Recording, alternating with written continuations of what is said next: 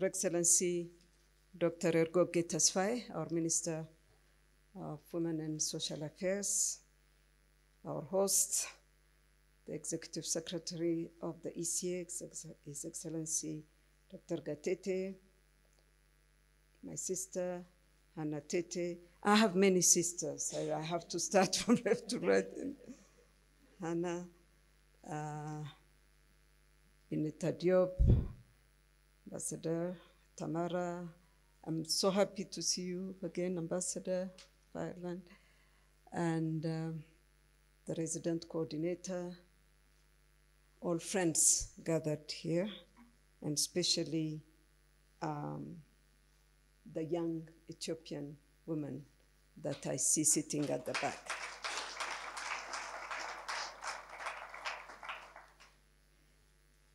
I wrote my speech while listening to all of you, because there is a risk of repeating ourselves who would say the same thing.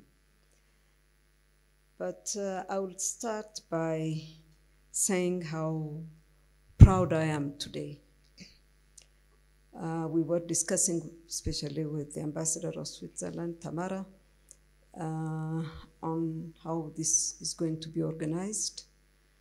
First of all, this decision to have an International Day of Women in Diplomacy is only 2 years old. And we had a good celebration, commemoration on the first year anniversary at the Ministry of Foreign Affairs, initiated by the ministry with the collaboration of women ambassadors. There are quite a number here in Addis. And we are continuing this. First of all, I would like to thank the Women in Diplomacy Ethiopian Network for what you have done. I've been following this very closely. We have discussed about it many times. I have availed myself for this discussion, as I always do. This is my priority. And the ECA to be hosting us, and I'm not surprised. He comes from a country, everybody here has said it, where women empowerment and gender equality, it's not just a matter of ticking boxes, it's actual action. And for having organized this gathering. I myself have learned a lot from the panelists, but I'm very proud of the young Ethiopians who took the floor, honestly. One from the ministry, and two, I don't know where they are working, but they said they are from Model AU, I'm sorry. We've been doing Model UN a lot in the UN, but I organized a Model AU as well a few months ago. We'll have to work very closely. There is a lot to do to make Ethiopians know more about the continent. It opens the space, obviously. Proud about what you had to say, the self-confidence that you have displayed, the substance of what you raised, the way you raised it, the command of English. For me, it's the third language, so I hope you understand what I say. But most of all, without any inhibition, which is sometimes cultural, especially here in Ethiopia. So really, bravo. You have to keep on that track. Thank you very much. We've talked about mentorship. I have one young Ethiopian diplomat sitting right behind me. During the 6 hour, thank you, Jerusalem. During the 6 years now that I've been president, I have always taken one young diplomat from the ministry to mentor, to train. I thank them for being patient with sometimes my impatience, but the result has been very good, and I'm really happy because it gives exposure, it shows where we can reach. They can also see the many frustrations as well, because frustration doesn't stop. So I think this is something we have to continue. Mentorship is extremely important. We have to do it. We've been doing it in Nairobi. But I would like to also to add that we have started a program for female students, I think in 5 universities this year, and last year and this year, 1,500 young female students have followed this program of mentorship, those who are about to graduate from the university. So really, this is something that we all have to embrace and do in our workplace. Vasu, you mentioned that we cannot escape our past, what we have done young. And let me tell you just one anecdote, what that has happened to me. After having served 4 years in Senegal, 10 years in Djibouti, I was sent to Paris for 4 years. And in the middle of my 4 years, there were elections held in Ethiopia in 2005, which turned violent. Unfortunately, sometimes elections and violence should not be going together, but it happens. And there was a demonstration of young Ethiopians at the embassy. So my staff advised me, said, oh, since you studied here and so on, go to the ministry, they have to stop this from happening and so on. I said, I don't think they will accept to stop it. It's their right to do it. I will just ask for them to protect the premises and the staff of the embassy. That's all I can do. But they couldn't understand why I was not moving. I said, but I was like them when I was a student, and I demonstrated in front of them. How can I go out and ask them to stop? It's their opinion, and this is how democracy goes, and this is what we should be doing. I hope young people will have to learn freely from that. Many has been said about Resolution 1325. I'm not going to dwell on this. This is the first formal and legal document that the UNSC has. We were very enthusiastic. 25 years ago, we started a new century with a new resolution, heralding a better future for women, especially in peace and security. And we have all talked about the pillars, and where are we on prevention, on participation, and so on. And we mentioned in the resolution about peace negotiation, conflict reconstruction, and so on and so forth.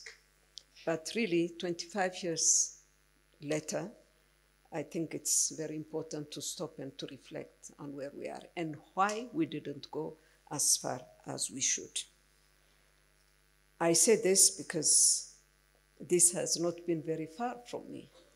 Ethiopia has gone through a terrible civil war where women have been victims.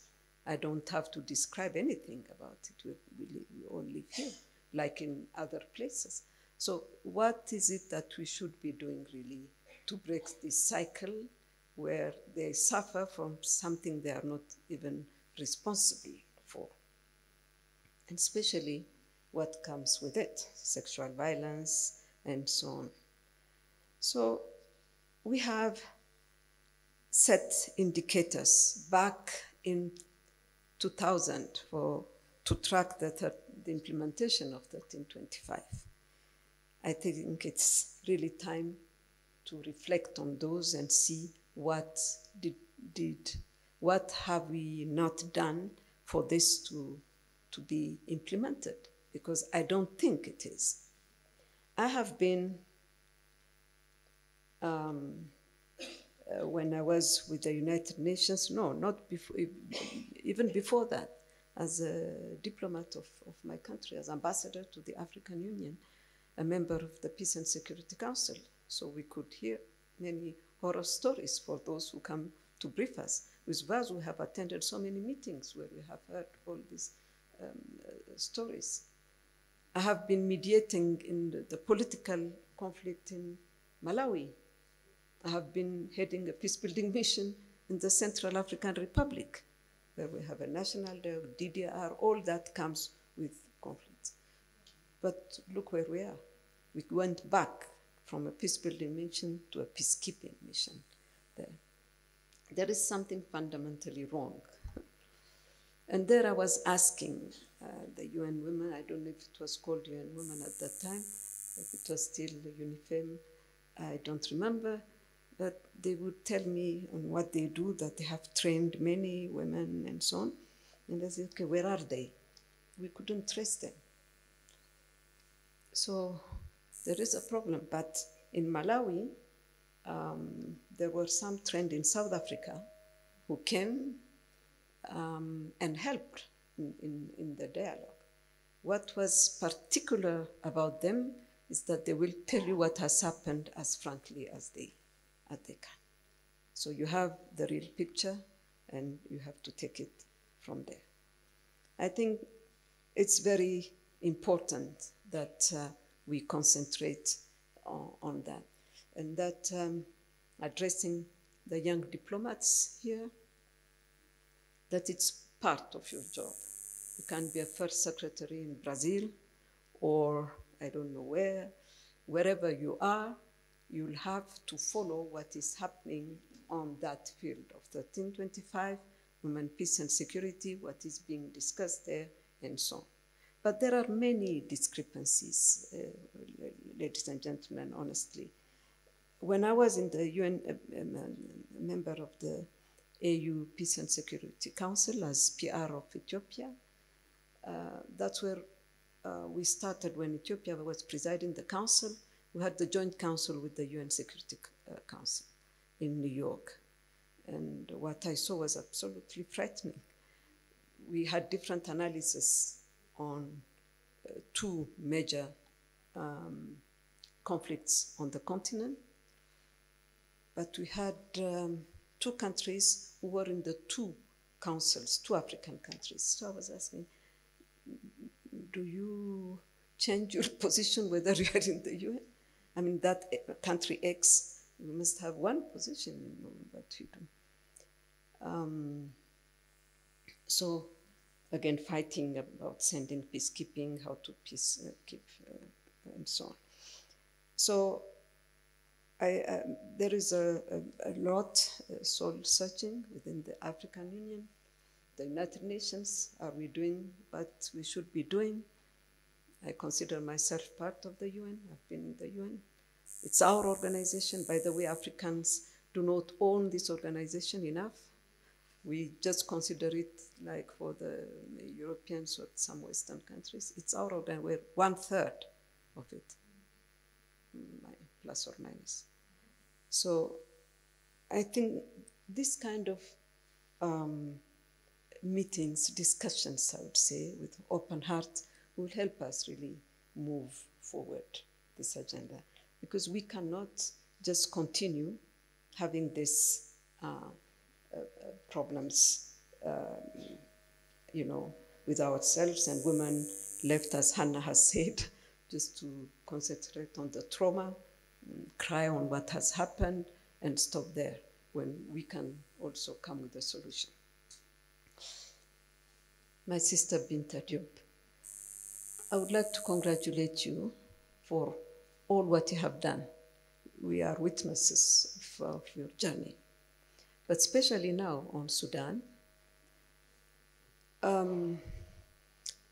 You have told me a bit about it, not only on the substance and so on, but to have done it prior to the meeting of the panel and to bring the voice of the women to the table. That's very important. You just wrote to me that they are coming, which is excellent to participate in this. Whatever is decided, whatever is done, they have to be at the table. Women are not to meet after men have decided, have signed. we have seen this happening. And I would like to really congratulate you, because this is what we should really be doing. Just one word about the men participation in this. I have attended few meetings of summits on positive masculinity, the last one being in South Africa. And I would like to take this opportunity to really congratulate those leaders who have accepted to be champions of the cause. Whatever time they would allocate, whatever they will have done, they have been courageous enough to embrace the issue, because there were doubts. Well, what is now positive masculinity? As if there is a negative, but there is a negative.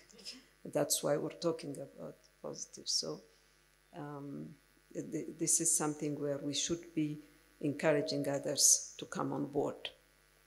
And moving forward as Africa, we're also proud to see that the African Union will now have a convention on violence against women. This is a big step forward, because violence, we have seen it in the peace and security domain, but violence goes beyond that. There are many forms of violence that we all suffer from. So I think with this convention and then trickling down to member states, we can really progress and have women where they should be. So I would like really, because we're talking about women in diplomacy, to encourage all of you to encourage other young women to join this very fascinating job, which is diplomacy. I've been working on that all my life. I've been a diplomat of Ethiopia and international organization as well. I have seen the bilateral and the multilateral. There is a lot to do. Unfortunately, the world is shifting. It's not sometimes in the good direction, maybe wrong. Bazo has alluded to what is being happening. Diplomacy is not immune from it, where we see transactional diplomacy taking place. So we have to go back to the values, and that is what helps countries to come together, to work for their country's interest, but not forget that there are other countries that have the same interest, and that we find a common ground so that we all can live together peacefully, and then on the continent. Especially in Africa, where we have many challenges. To me, there are absolutely many challenges that we should work on. Diplomacy is an area where we should be working. We should be meeting others, exchanging. It's the art of discussing with one another and find a common ground. So really, I'm happy to see most of you. I was turning my back to you, but now that I see many of you, you can count on my shoulders to rise. So please continue. We will try to organize few things within the ministry. I will conclude by saying, like in many other issues, women in peace and security, women working in that area will have to really join hands. Our work would be to really amplify their voices so that they are heard. We have to multiply our faces so we are many. We have to be in this together, all of us. No one is immune, as I have told you. And men and women alike we'll have to work hard for peace and security to prevail on this continent. We have said it, we're talking about normal situation where men and women will be working together, nothing more, but nothing less than that. Thank you very much, ambassadors, for this beautiful gathering that you have organized. I have enjoyed every minute of it, and I have told you I will leave when it's finished. I was concluding, so I couldn't avoid that, but let me tell you, it has been extremely useful. Thank you very much.